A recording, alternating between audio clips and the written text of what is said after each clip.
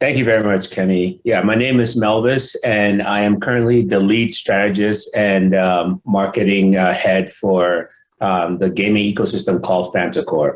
And then across the crypto ecosystem, I'm also an advisor, investor, business development executive, and fundraiser. So for FantaCore, FantaCore is a fantasy meta core gaming ecosystem.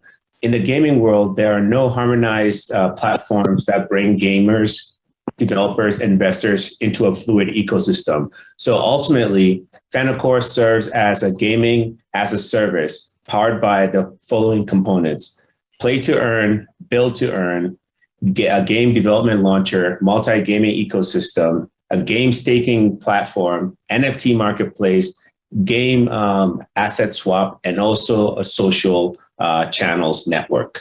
The platform has the top games and with true focus on fun engagement, game playing quality, and earning potential. And that is dedicated to all gaming communities across the world.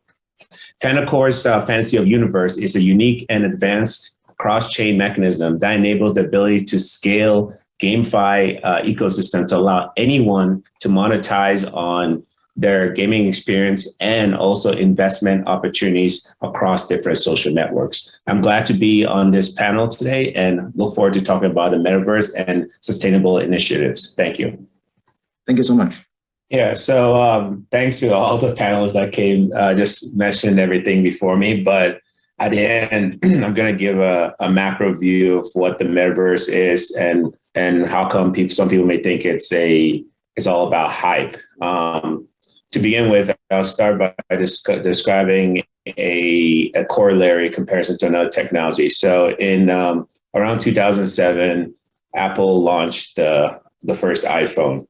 With it, it came together to be the first real fully use case of the smartphone because it brought together advances in technology within glass to make it light to enable for the touchscreen. Also, it was a computer, a mobile phone, a camera, and a group of different operating systems. Comparing that to the metaverse is a good comparison because within what the term metaverse is, it's a compilation of different foundations that come together to bring this all together. So for example, it is encompassing of foundations such as protocols, and underlying that is the blockchain, hardware and infrastructure such as our phones, AR, VR, or mixed reality components, tools and standards, real world attestations, payment rails in order to convert cryptocurrencies, GameFi assets back into fiat currencies, and also some regulatory frameworks which are still not there but are going to come in the future. With those foundations, then it enables the ability for metaverse platforms to be created. And overall, as Ewan's mentioned, it allows for interconnected virtual worlds, typically scaled environment to enable for it to basically persist across different platforms and different metaverses.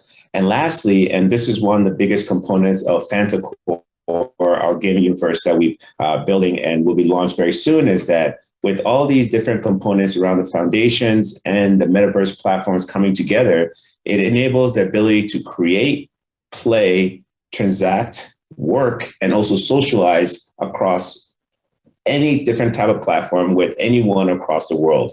And so with all these different moving parts coming together, many people may focus on one aspect of the metaverse. Let's say maybe the tokens underlying the GameFi platforms, the different NFT that are being launched that could be utilities within the metaverse world, or also the metaverse worlds themselves. And there's a lot of confusion across all of them. But at the end of the day, we're still very early, and so that causes a lot of confusions. And in addition to this too, which is what we're building FantaCore, is that we're building a harmonized platform to enable for gamers, investors, and also developers to come together in a place where they can easily interact with different components of the metaverse. And as traditional gaming and traditional social media has proven, there's just so many competing parts that makes it hard to understand and hard to identify which avenue to take.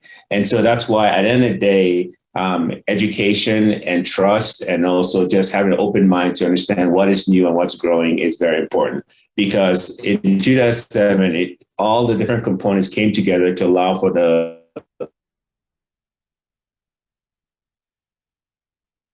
in regards to currencies overall, there's been a lot of debate around it, but the main thing is that initially with Bitcoin, using proof of work, it used a lot of energy in order to generate a consensus mechanisms that enable for transactions to happen. But over time, many of the new blockchains and platforms that are enabling the creation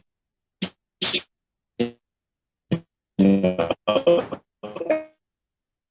NFTs actually use new less energy to identify about the use of cryptocurrencies is that with the blockchain, it cuts out the middleman. And so whenever there's a transaction that happens between myself and someone else across the world, there isn't a bank or there isn't an institution in between that is helping to make the transaction happen. So by removing those intermediaries, that is a means of also saving on energy. Because, for example, across the world, there are many international banks such as JP Morgan Chase or Bank of America. And with it, they have a lot of offices in the world and also bank ATMs and tellers and different satellite offices. Guess what? Each of those offices are full of people who need to commute to those offices. And then with those offices too, they have to turn on the electricity in order to have energy for the people sitting in the office to work. So if you back up a couple of steps and think about all of the intermediaries in between all the transactions that we do on a day-to-day basis, by using blockchain and different protocols, that helps to save energy because you're having immediate transactions with the other counterpart that you have. And that's one thing that I would like to add about this debate. Okay, so in terms of the metaverse and what we're building at FantaCore and looking at the 17 UN Sustainability Development Goals, there are 4 of them that I'd like to highlight that most of our projects and initiatives are covering. So one is number 3, good health and well-being. Through metaverse and crypto gaming, we're able to build out move to earn games that will enable people to generate tokens that they can then turn into fiat currencies through exercising. In addition to that, too, gender equality is one other component within the goals. And for that, at FantaCore, we are a decentralized autonomous organization as well. So anyone within the community can partake in the development and build out of different games. In addition to this, too, on number 8, decent work and economic growth. Within the metaverse and GameFi side, anyone can play to earn. And so no matter where you are, and even last year through the game Axie Infinity, people in the Philippines and Venezuela were able to create more income over a course of a year by playing this game and help support their family.